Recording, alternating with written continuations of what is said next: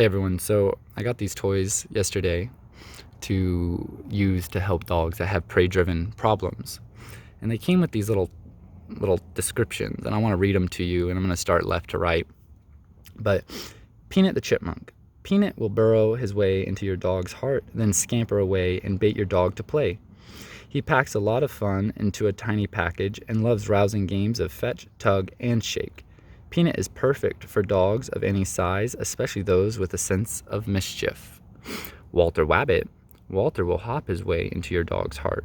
He's handsome and energetic and always up for a game of chase, tug, or shake. Red Squirrel. No squeakers here. Red Squirrel is extra sneaky and perfect for stealth playtime. Dogs will go nuts over his fluffy tail. His sturdy body is perfect for chasing and tugging. So,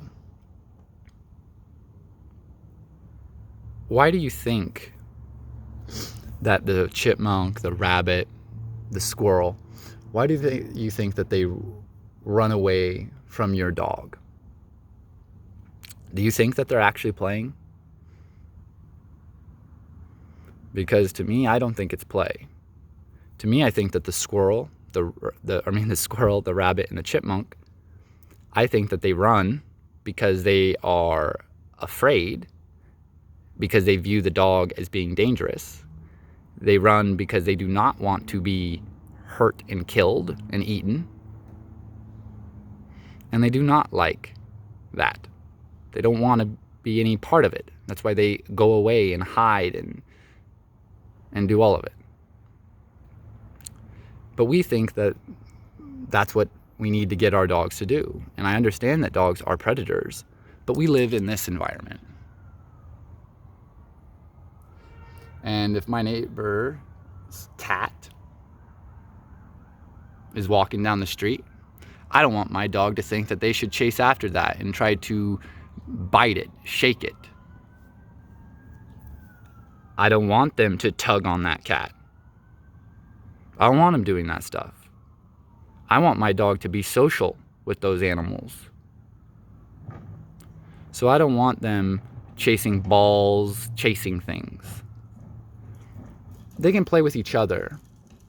And that's the only place that the predatory behavior should be coming out if you're having a pet dog. I'm not talking about working dogs, pet dogs. So, that squeak, what do you think that means? That's a wounded animal, an animal that's experiencing fear and pain. And so when the dog bites down and they hear this, they want to bite down harder and they start shaking, and then they're going to try to pull this apart and get this thing to stop squeaking, because that is the indicator that they just killed this thing. And then you'll see some dogs, they'll start to, they'll just pull it apart, and some dogs will even eat their toys because they think that they just killed these things. It's not a game to them. It's not play. It's not how we should be getting them exercise. We shouldn't be thinking that we should be tiring them out. Because here's the thing, that people think that they need to give their dogs exercise. And I'm not saying that like moving your body is not important. But the way we're doing it is we think we have to tire our dogs out. But this only builds more endurance, more energy, because you are telling the dog that the world they live in requires lots of energy. So your dog can be hyper, has a hard time settling down, anxious. They can be reactive, very explosive. They can want to chase bikes, skateboards, scooters, joggers, run towards other dogs. They can, be going after prey. They could be running to the front door. There's lots of things that doing this type of activity, it can create a lot of problems. So we need to start being aware of what are we putting into our dog's mind and why.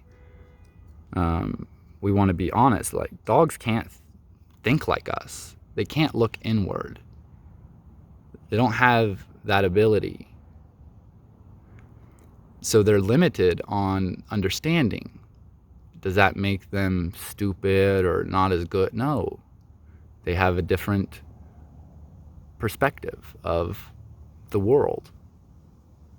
And we need to respect that if we want to live a harmonious life with them. So there's lots more that we can talk about, but this is just an initial conversation. So let me know if you have any questions, comments, concerns. Yeah, we got to discuss.